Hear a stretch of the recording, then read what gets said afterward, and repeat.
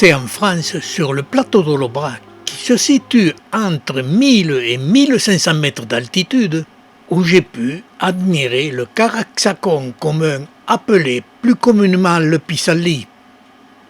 Il y a plus de 100 ans, cette espèce était peu répandue sur ce plateau. Elle a été amenée par le vent, mais surtout par le fourrage acheté par les agriculteurs pour nourrir leurs bêtes. Et ce pissenlit, petit à petit, envahit les prairies appartenant aux agriculteurs, où ils peuvent y déposer leurs lisiers et étendre de l'engrais, ce qui a fini dans ces prairies par rendre le pissenlit plante majoritaire et envahissante, ce qui a fait le bonheur des abeilles et des apiculteurs, car le pissenlit fleurissant très tôt au printemps donne énormément de pollen et de nectar, ce qui a permis aux ruches d'abeilles de se développer rapidement au printemps, car la floraison d'été est très courte. Et il en est de même pour les abeilles sauvages et les bourdons. Et une dizaine de jours après la floraison, on peut admirer les bouquets de graines, qui ressemblent à des fleurs, et leurs graines munies d'un parachute se disperseront au vent. Les pissenlits, plantes vivaces et très résistantes, possèdent des racines napiformes, qui peuvent atteindre 2 à 3 cm de diamètre sur 50 cm de longueur. Ces racines permettent à cette espèce de passer les périodes sur le plateau d'Aubrac de sécheresse qui sont courtes mais violentes, la moyenne étant de 50 cm de sol arable sur ce plateau.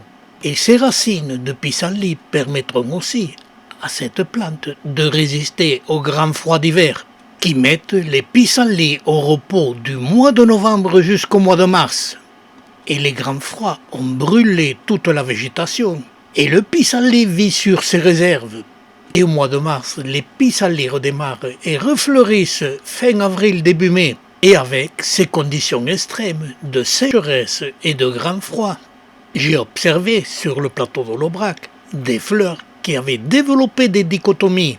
Ce développement en dichotomie, je l'ai observé surtout sur le plateau d'Aubrac, et on en trouve très peu, et il faut observer des centaines de milliers de fleurs pour en voir quelques-unes. Ce que j'ai aussi observé, c'est que la tige florale de ces fleurs en dichotomie n'était pas ronde mais aplatie. Et chez les cactacées, la dichotomie est souvent le prélude d'une cristation. Et c'est ce qui s'est produit aussi chez les pissenlits. J'ai très peu observé des pissenlits cristés. Le méristème s'étant aplati, le développement des feuilles se faisait en ligne sur une longueur de 6 cm. Et par la suite, cette cristation présentait des boutons de fleurs, qui étaient eux-mêmes cristés. Et quand la tige florale se développait, elle avait atteint près de 3 cm de large.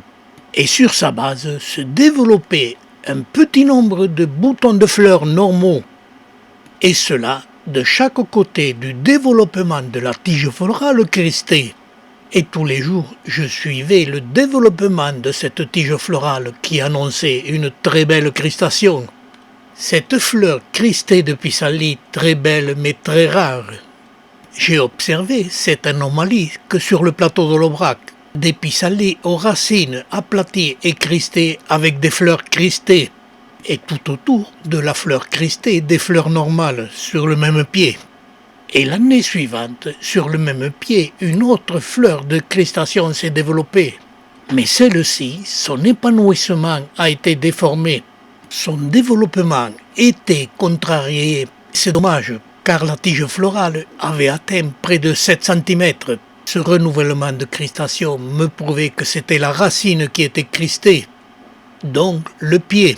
Et l'année suivante, toujours sur le même pied, les fleurs de cristation étaient moins développées, mais plus nombreuses. Ces fleurs cristées sont très rares. Je ne les ai observées que sur le plateau d'Aubrac. J'ai eu beau parcourir ces prairies où fleurissaient en abondance les pissenlits, je n'ai vu aucun pied cristé. Et pour les observer, il faut parcourir des endroits spécifiques. Et c'est en bordure de chemins empierrés de montagnes où j'ai pu observer quelques cristations de pissenlits. Par ces falaises de basalte, il y a quelques pieds de pissenlit, mais pas de cristation. J'en ai vu aussi se développer sur des murs bâtis par l'homme, mais grossièrement. Il trouvait là une faille où il pouvait vivre. J'en conclus que les pissenlits ont exactement la même réaction que les cactacées, ou les autres plantes succulentes, mais plus rarement, quand ils se développent sur des secteurs très arides, où les sécheresses ou les arrêts de végétation sont plus ou moins prolongés.